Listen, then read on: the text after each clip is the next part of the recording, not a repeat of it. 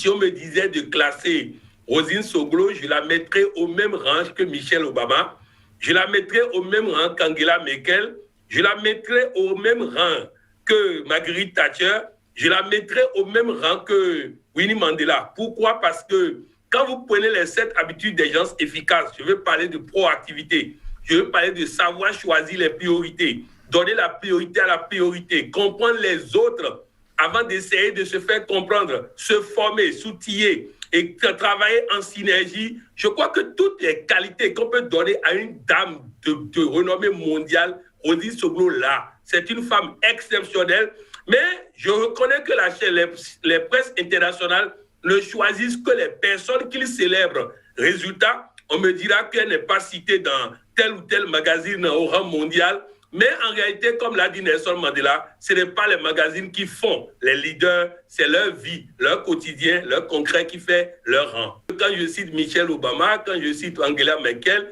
quand je cite Winnie Mandela, Margaret Thatcher, vous comprendrez que je parle d'un modèle, d'une maman, un exemple de maman, un exemple de femme, un exemple de leader politique, un exemple. Vous savez, quelqu'un a dit sur une télévision du Bénin que Roselyne Soglo seule fait l'ensemble de... Si on avait eu 83 femmes à l'Assemblée nationale, elle n'aurait pas pu remplacer Roselyne Soglo. Vous comprenez? En réalité, c'est une femme exceptionnelle.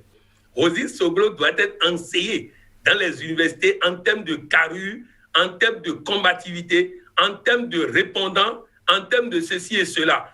Nous venons de parler de l'Institut de la femme que le chef de l'État vient d'ériger en un institut de grande valeur. Pourquoi pas l'Institut de la femme Roselyne Soglo? Pourquoi pas l'Institut de la femme qui portera le nom Roselyne Soglo? Je crois que le président peut y penser. Si nous arrivons au bémol tout à l'heure de ce qu'il y a de mauvais et qu'il ne faut pas enseigner, je sais que le président serait plus à l'aise à envisager la chose. Vous savez, Roselyne Soglo a beaucoup de qualités, comme les personnes que j'ai citées. Mais ce que j'ai remarqué tout au long de la vie de notre maman chérie, c'est qu'elle a eu du mal à voir une autre personne dans le poste qu'a occupé son mari.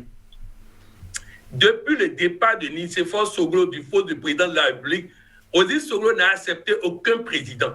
Résultat, ses discours à l'attention des chefs d'État, depuis Mathieu Kérékou à Patrice Talon, en passant par Yahi Boni, ne sont pas dignes en réalité de la femme de grand niveau qu'elle est. En principe, une dame de ce niveau-là, avec cette carrure-là, cette parcours-là, cette profession-là, devait savoir que la présidence de la République est une institution. Vu que son mari a occupé le poste, elle devait avoir beaucoup plus de respect pour la fonction de président de la République et d'ailleurs pour toutes les institutions. Vous savez comment il parlait du professeur Olo, président de la Cour constitutionnelle, comment il parlait de Mbeki, le président de l'Assemblée nationale. Donc bref, elle a eu du mal à quitter la fonction de première dame. Et ça, c'est quelque chose sur laquelle il va falloir, toutes les fois où nous parlons de Roselyne Soglo, insister sur le fait qu'une dame de son niveau aurait gagné tout en ayant à l'esprit que les institutions se respectent. Je crois qu'il faut établir les modèles. Il faut établir les modèles. Vous savez, Mathieu Kérékou est en train de partir. Et je ne parle pas de Magad, de Akwiti, de Aromandébé et autres, de Zissou, que nous sommes en train de laisser partir. Il va falloir établir des modèles. Et donc, à ce niveau-là, le Bénin doit avoir à l'esprit de sortir les modèles, mais de laisser les scientifiques faire leur travail, les historiens, afin que ce ne soit pas des points de vue politiques. Roselyne Soglo est très grande.